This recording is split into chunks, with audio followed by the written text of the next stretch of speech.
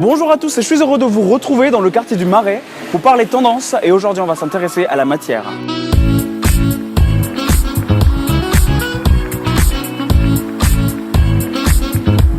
On a pour habitude de porter du tissu, du jean, de la laine ou du coton, mais il existe d'autres matières, et bien découvrons ensemble comment les associer avec nos vêtements du quotidien. Suivez-moi. Première étape, le street look.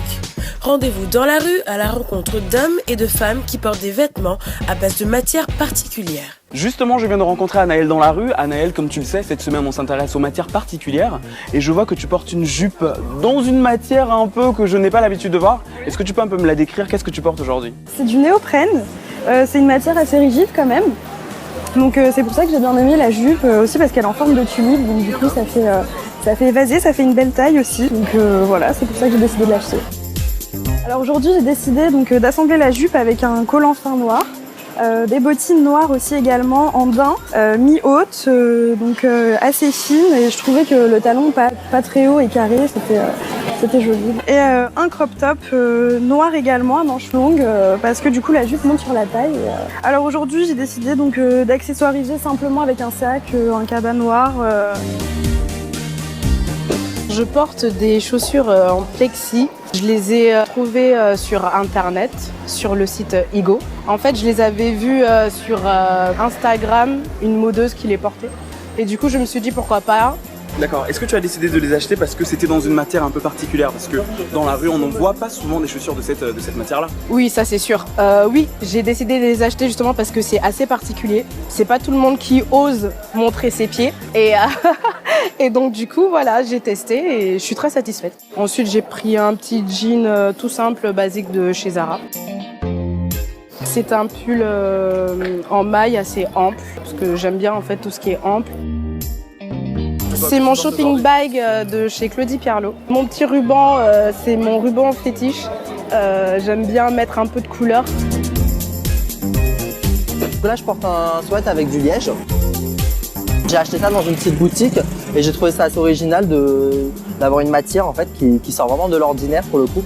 C'est carrément étonnant, on a l'impression que c'est du bois. Si je me trompe pas, ça vient de l'arbre de chêne. Enfin, c'est ce que la vendeuse me disait. Et c'est 100% naturel. C'est-à-dire qu'il n'y a pas de matière chimique. Enfin, puis ce qui est agréable, c'est qu'on se dit que ça a un peu le toucher du cuir. Et ce qui est cool, c'est pas du cuir, donc c'est 100% naturel. Je me suis pris cette casquette avec. Je trouvais ça assez fun. Le design était cool aussi. J'ai trouvé ces deux produits, je me suis dit je vais me faire plaisir. Alors là j'ai mon petit pantalon classique, enfin je sais que niveau pantalon je me mets bien. Et niveau de paire de chaussures, alors ça c'est les chaussures noires classiques, ça passe avec la paire de chaussures noires. C'est vrai que là il commence à faire un peu froid, donc je me suis dit petite écharpe, petit pull, voilà. Merci Lénie. On vient de voir ensemble comment porter notre matière particulière dans la rue. À mon tour de vous proposer des looks à reproduire chez vous à la maison. Suivez-moi. Deuxième étape, nos looks. Rendez-vous dans le 10e arrondissement de Paris où des looks ont été préparés spécialement pour vous. C'est donc ici, au showroom Collab, que je vais vous présenter nos deux looks féminins et nos deux looks masculins. Pour notre premier look femme, on va jouer sur l'avant-gardisme avec ce top à la coupe graphique, aux matières issues d'un tissage mêlant lamelles de cuir, PVC, liane ou encore caoutchouc. Du totalement fait main, assemblé grâce à des œillets, rivets et boucles, de l'artisanalement créatif qui vous permettra d'aborder un look plus moderne et rafraîchissant. La jupe associée rentre totalement dans l'univers de notre look avec sa coupe arrondie et épurée, sortie tout droit des années 60-70. Son détail transparent apporte une touche d'audace à notre look futuriste. Pour finir, on ose une paire de sandales en caoutchouc, elles aussi tissées et assemblées à la main pour une démarche confortable.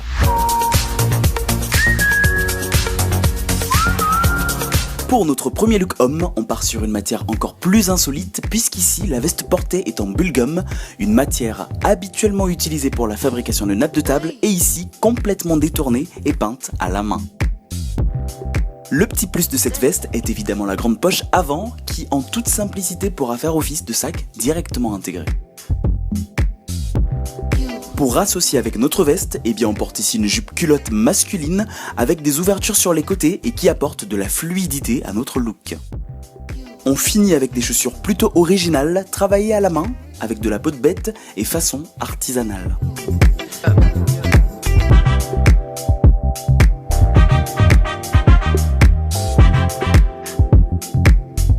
Pour notre deuxième look femme, on va jouer avec les nuances de bleu, avec tout d'abord ce pull à base de poils de bébé alpaga, fait entièrement à la main et qui, en plus d'être particulièrement doux, permet de rester bien au chaud. Les fentes sur chaque côté permettent de souligner la féminité et pour le coup d'assumer pleinement la jupe culotte qui s'associe parfaitement avec le haut. Sa matière est en jean recyclé et sa coupe taille haute souligne la taille tout en étant confortable. Pour finir, on retrouve ici nos sandales en caoutchouc.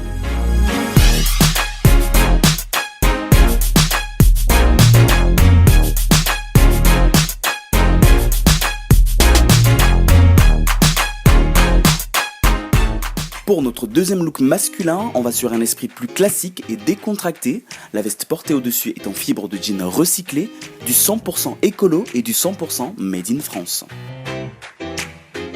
En dessous de la veste, on porte simplement un t-shirt gris en coton et pour accessoiriser, rien de plus élégant qu'un discret bracelet avec son détail cadenas en or. Pour compléter notre look, on associe un pantalon lui aussi 100% made in France et pour finir, on retrouve nos chaussures en peau de bête.